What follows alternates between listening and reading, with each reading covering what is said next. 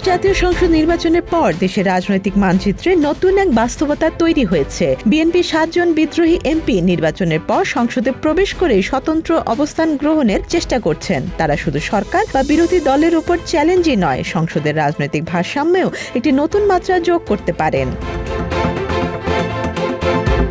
এই 7 জন এমপি ধানের শীষ প্রতীক না পেয়ে স্বতন্ত্র প্রার্থী হিসেবে নির্বাচনে অংশগ্রহণ করে বিজয়ী হয়েছেন। এদের মধ্যে রয়েছেন ব্রাহ্মণবাড়িয়ার 2 আসনের ব্যারিস্টার রুমিন ফারহানা, কিশোরগঞ্জের 5 আসনের শেখ মুজিবুর রহমান ইকবাল, টাঙ্গাইলের 3 আসনের লুৎফুর রহমান খান, চাঁদপুরের 4 আসনের আব্দুল হান্নান, কুমিল্লার 7 আসনের আতিকুল আলম শাওন, ময়মনসিংহের 1 আসনের সালমান ওমর রুবেল এবং দিনাজপুরের 5 আসনের রেজওয়ানুল হক। এদের জয় কেবল ব্যক্তিগত সাফল্য নয়, এটি বিএনপির তৃণমূল পর্যায়ের অভ্যন্তরীণ দ্বন্দ্ব ও অসন্তোষেরও প্রতিফলন।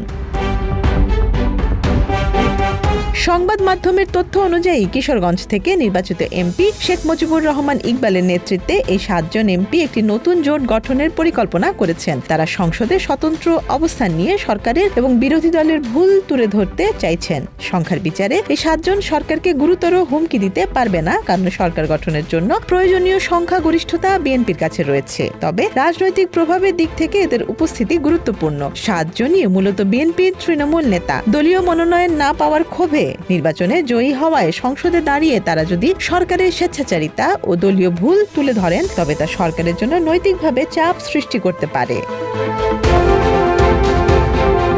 এছাড়া যারা অভ্যন্তরীণ ও অসন্তোষের দৃশ্যমান প্রতীক হিসেবে কাজ করতে পারেন, বিশেষ করে রুমিন ফারহানার মতো অভ্যন্তরীণ খবর জানা এমপি থাকায় দলের ভেতরের পরিস্থিতি আরও স্পষ্ট হয়ে ফুটে উঠবে। সংসদে এদের স্বতন্ত্র অবস্থান নতুন বিতর্কের মঞ্চও তৈরি করতে পারে। তারা সরাসরি সরকার বিরোধী না হলেও নীতি প্রশাসন ও দলীয় সিদ্ধান্তের আলোচনা করতে সক্ষম হবেন, যা মিডিয়া এবং জনমতেও প্রভাব ফেলতে পারে।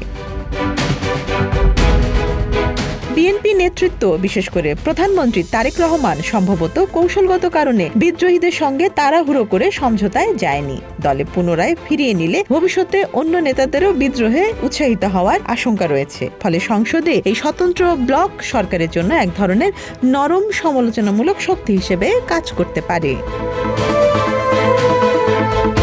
সংসদে বর্তমানে আনুষ্ঠানিক বিরোধী দল হিসেবে রয়েছে জামায়াতে ইসলামী। বিদ্রোহী এমপিদের এই জোট জামায়াতের বিকল্প হতে পারবে না, কারণ জামায়াত একটি সংগঠিত দল এবং সাংবিধানিক মর্যাদা রয়েছে। তবু এই 7 জন এমপি মিডিয়ায় প্রভাবশালী সমালোচক হিসেবে আত্মপ্রকাশ করতে পারেন। সংসদে এই জোটের উপস্থিতি সরকারের নীতি, দলীয় সিদ্ধান্ত এবং রাজনৈতিক সমঝোতার উপর নিরন্তর নজর রাখার সুযোগ তৈরি করবে। ফলস্বরূপ এই 7 জন বিদ্রোহী এমপি সরকারের জন্য বড় রাজনৈতিক সংকট সৃষ্টি করতে পারবে না, তবে সংসদে তারা একটি স্বাধীন, স্বতন্ত্র ও সতর্কতা জাগানো কণ্ঠ হিসেবে উপস্থিত থাকবেন। এদের উপস্থিতি সংসদের বিতর্ককে কিছুটা বৈচিত্র্যময় করবে এবং পুরো রাজনৈতিক অঙ্গনকেই সতর্ক রাখার এক ধরনের ভারসাম্য তৈরি করবে।